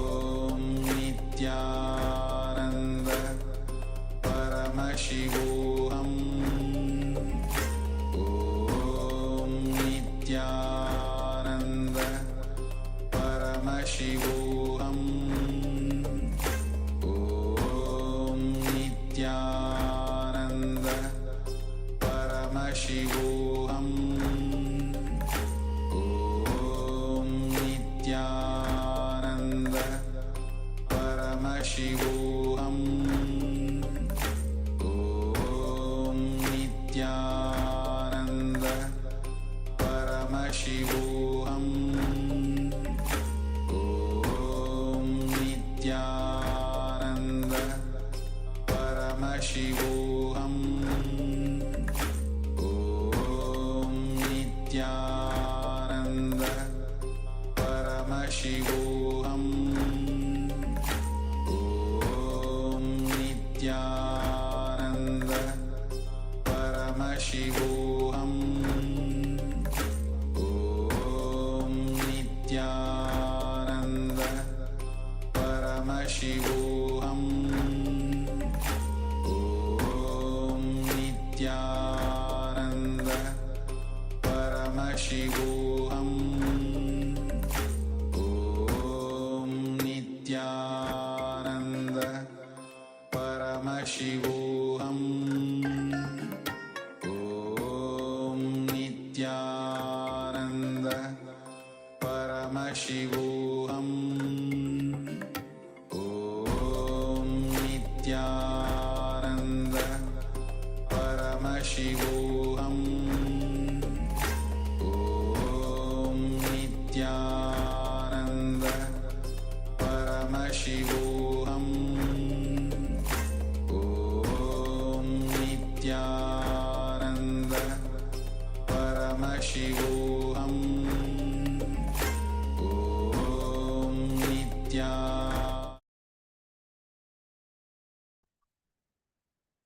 We complete and apologize for the delay. Now we'll be moving on to another round of power manifestation. We'll be manifesting the power of Mahima, changing the size of an object. So requesting all the participants to switch on your camera and be ready for this round of power manifestation.